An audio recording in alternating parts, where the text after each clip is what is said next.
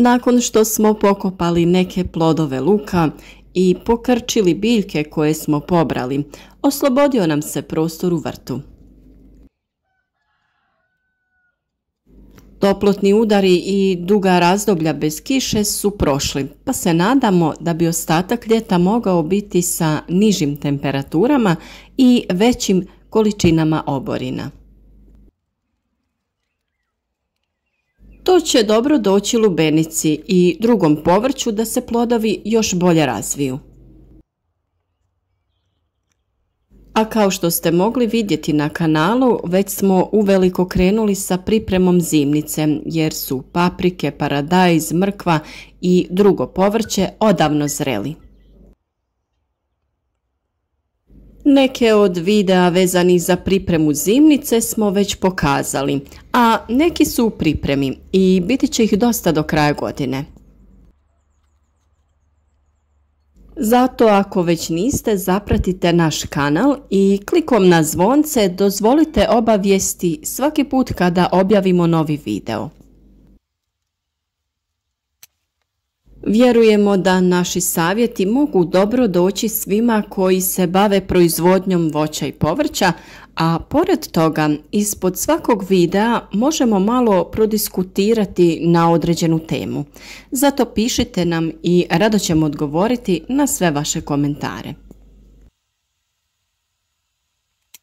Kao što smo rekli, u ovom videu pričati ćemo o sadnji i sjetvi biljaka u drugoj polovini ljeta.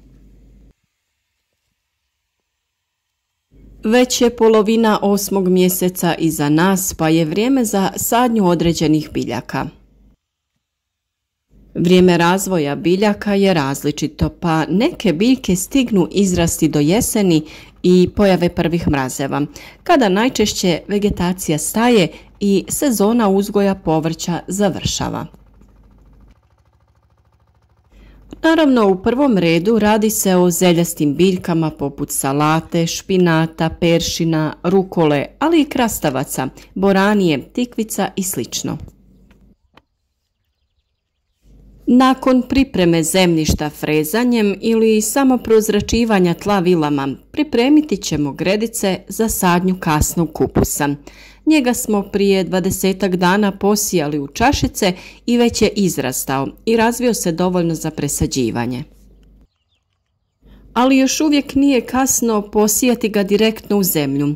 Ipak, ako imate u blizini nekog ko se bavi uzgojem rasada, nabavite nekoliko komada i do kraja jeseni imati ćete lijepe glavice kupusa. Kod ovakvih sadnica korijen je dobro razvijen i biljke će se jako brzo nastaviti razvijati. A da bi spriječili mogući nedostatak vlage u tlu, može se koristiti malčiranje tla prirodnim materijalima ili umjetnim poput PVC folije. Mi smo foliju pripremili za sadnju jagoda, tikvica, krastavaca i kupusa. Nešto stajskog đubriva i dovoljno vlage trebali bi omogućiti razvoj kupusa kako bi u jesen imali fine glavice za kiseljenje. Naravno da se jako radujemo i tim plodovima. Prije nego spomenemo i drugo povrće koje ćemo sijati, reći ćemo nešto i o ukrasnom bilju koje je također dio našeg vrta, a radi se o lavandi i ružmarinu. Upravo sada je pravo vrijeme za napraviti nove sadnice pomoću reznica. Narezati ćemo nekoliko reznica sa vrhova biljke dužine oko 10 cm. Pripremiti ćemo i supstrat u koji ćemo posaditi reznice. U donjem dijelu reznice skinuti ćemo nekoliko listova, te nakon što ih navlažimo, u tom dijelu ćemo nanijeti hormon u prahu. Taj hormon je namijenjen za užiljavanje lavande. Kompletan video o stvaranju novih sadnica možete pronaći na našem kanalu, a isti postupak može se primijeniti i kod ružmarina. Od povrća sada se mogu sijati zeljaste biljke. U prvom redu tu su blitva, salata, matovilac, rukola, a možete pomoću reznica razmnožiti i peršin te celer. Sjetvu ovih biljaka radimo plitko da bi se što prije probile iz zemlje. Voditi ćemo računa da bilje ne posadimo gusto. Dubina na koju se siju ove biljke je tek nekoliko centimetara, dovoljno samo da pokrije ih tanki sloj zemlje. Osim toga, posaditi ćemo već pripremljene sadnice tikvice, iako ne bi puno zaostali da ih i sad posijemo direktno u zemlju. Ovo povrće dosta brže niče i dovoljno je samo par dana i biljka je izašla iz zemlje. Već smo spomenuli u našem prošlom videu da i krastavac sada možete posijati. Probajte i vidjeti ćete da je već za 2 dana niknuo. Tlo je dovoljno toplo i biljke se razvijaju i noću, a i danju. Samo je biljkama potrebno obezbijediti dovoljnu količinu vlage i njihov rast će biti iznenađujući. Već kroz mjesec dana imati ćemo biljke koje će uveliko cvjetati, a plodovi će nam stići prije jesenskih zahlađenja. Opet sa druge strane postoji mogućnost tople jeseni i kasnog početka zime, tako da u ovom razdoblju zaista možemo puno toga napraviti u našem vrtu.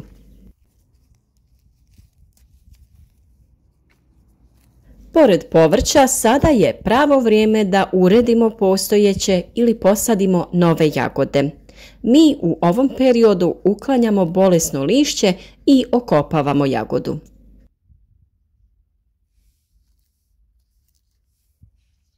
A ljeto je također najbolji trenutak za sadnju novih jagoda. Bilo da se radi o frigo ili kontejnerskim sadnicama, obje će se lako ukorijeniti.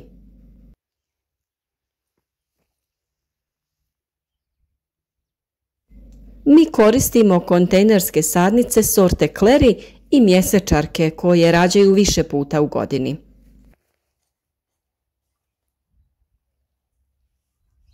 A nakon sadnje bitno je obilno ih zaliti dodavajući u vodu vodotopivo hranjivo NPK formulacije 10-30-10 sa većom količinom fosfora, jer fosfor je bitan jer pospješuje ukorjenjavanje biljke. Rukola je biljka koja nas je oduševila prošle godine sa svojim okusom, pa smo je odlučili sijati i ove godine. Ta zeljasta biljka je veoma zdrava i ima puno dobrobiti za ljudski organizam, a naročito je to bitno na kraju godine kada nam imunitet opadne. I nju ćemo kao i ostale biljke plitko posijati u rahlu zemlju. Kod sijanja svih ovih biljaka u periodu ljeta obavezno moramo obratiti pažnju na vlagu jer je tlo dosta zbijeno i teško upija i zadržava vlagu. Još jedna biljka koja niče već za 2 do 3 dana je buranija. Ove godine svi smo imali problem sa visokom boranijom u proljeće. Izrasla je visoko, ali slabo je cvjetavala. Nismo mogli odrediti do čega bi moglo biti jer se isto ponašala biljka u plasteniku i na otvorenom. Najvjerovatnije se radi o lošem sjemenu ili o lošim vremenskim uslovima. U jednu rupu posijati ćemo nekoliko sjemenki. Mi uglavnom sijemo 4 ili 5 sjemenki. A već nakon nekoliko dana biljke će izniknuti, pa treba pripaziti na pokoricu koja se stvara pri zalijevanju. Budući da tlo brzo gubi vlagu, najbolje je tlo između biljaka malčirati. Zato možete koristiti slamu ili osušenu travu nakon košnje.